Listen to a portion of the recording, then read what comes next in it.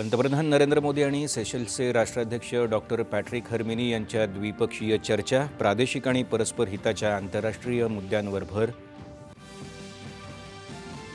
भारताकडून सेशल्ससाठी 175 दशलक्ष डॉलर्सच्या विशेष आर्थिक पॅकेजची घोषणा. हे पॅकेज गृहनिर्माण, ई-परिवहन, आरोग्य आणि संरक्षण क्षेत्राला पाठबळ देईल. नरेंद्र मोदी.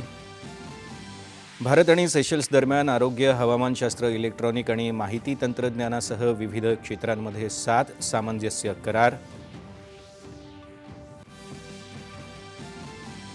उत्तम विद्यार्थी होण्यासाठी विषयावरची मजबूत पकड, निरंतर प्रयत्न आणि सराव अत्यंत महत्त्वाचा. पंतप्रधानांचं परीक्षा पे चर्चा कार्यक्रमात मार्गदर्शन.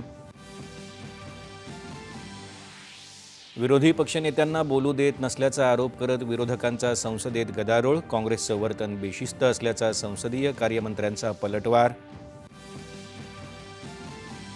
सक्रिय नक्षलवाद्यांनी शस्त्र खाली ठेवून आत्मसमर्पण करण्याचं आवाहन करत जे नक्षलवादी सशस्त्र संघर्ष सुरू ठेवतील त्यांना शस्त्रांनीच उत्तर देणार. केंद्रीय गृहमंत्री अमित शहा यांचा इशारा.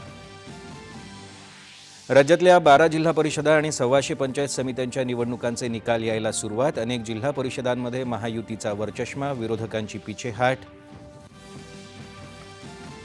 आतापर्यंत हाती आलेल्या निकालानुसार 250हून अधिक जागा मिळवत भाजपा सर्वात मोठा पक्ष. राष्ट्रवादी काँग्रेसला 125हून अधिक तर शिवसेनेला 100हून अधिक जागा. पुणे महानगरपालिकेच्या महापौरपदी भाजपाच्या मंजुषा नागपुरे तर उपमहापौरपदावर रिपब्लिकन पक्षाचे परशुराम वाडेकर यांची निवड. इचलकरंजी महापालिकेचा पहिला महापौर होण्याचा मान भाजपाच्या उदय धाटुंदे यांना तर जालन्याच्या पहिल्या महापौरपदी वंदना मगरे यांची वर्णी.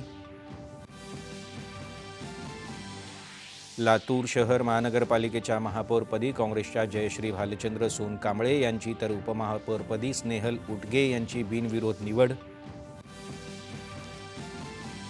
आणि आशियाई इंडोर ॲथलेटिक्स स्पर्धेत भारताची एका सुवर्णपदकासह 5 पदकांची कमाई. पदक तालिकेत पटकावलं 6वं स्थान.